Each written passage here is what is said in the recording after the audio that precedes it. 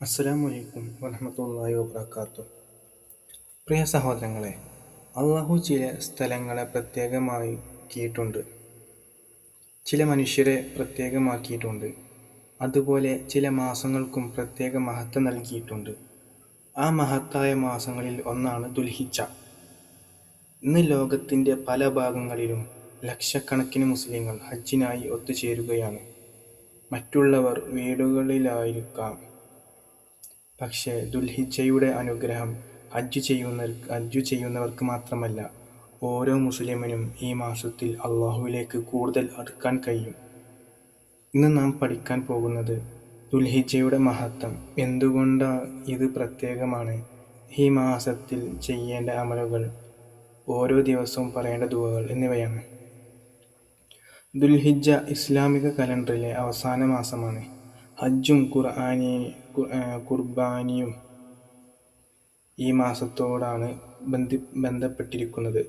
ഇബ്രാഹിം അലൈഹിസ്സലാമയുടെ അനുസരണവും ത്യാഗവും ഓർമ്മിപ്പിക്കുന്ന മാസമാണിത്. അതുകൊണ്ട് തന്നെ ഈ മാസം ആത്മപരിശോധനയുടെ മാസമാണ്. പ്രിയ സഹോദരങ്ങളെ, നമുക്കെല്ലാവർക്കും പാപങ്ങളുണ്ട്. അതുകൊണ്ട് ദിവസവും ധാരാളമായി പറയുക അസ്തഗ്ഫിറുല്ലാഹ് വ അതൂബു ഇലൈഹി. അർത്ഥം: ഞാൻ അള്ളാഹുവിനോട് പാപമോചനം തേടുന്നു, അവനിലേക്ക് പശ്ചാത്തപിച്ചു മടങ്ങുന്നു. 100 തവണയെങ്കിലും ദിവസവും പറയാൻ ശ്രമിക്കുക. ദിവസവും പറയേണ്ട ദിക്ർ: റബ്ബി ഗ്ഫിർലി വലിവാലിദയ്യ വലിൽമുഅ്മിനീന യൗമ യഖൂമുൽ ഹിസാബ്. അർത്ഥം: എൻ്റെ രക്ഷിതാവേ, എനിക്കും എൻ്റെ മാതാപിതാക്കൾക്കും എല്ലാ വിശ്വാസികൾക്കും മാപ്പ് നൽകണമേ. സ്വലാത്ത് വർദ്ധിപ്പിക്കുക. നബി സല്ലല്ലാഹു അലൈഹി വസല്ലമയിൽ കൂടുതൽ സ്വലാത്ത് ചൊല്ലുക. അല്ലാഹുമ്മ സ്വല്ലി അലാ മുഹമ്മദിൻ വഅലാ ആലി മുഹമ്മദ്. ഓരോ സ്വലാത്തിനും അല്ലാഹു നിരവധി അനുഗ്രഹങ്ങൾ നൽകുന്നു. ഖുർആനുമായി ബന്ധം തുടങ്ങുക. ദിവസം 1 പേജ്, 2 പേജ് അല്ലെങ്കിൽ ഒരു സൂറ എങ്കിലും ഓതുക. ഖുർആൻ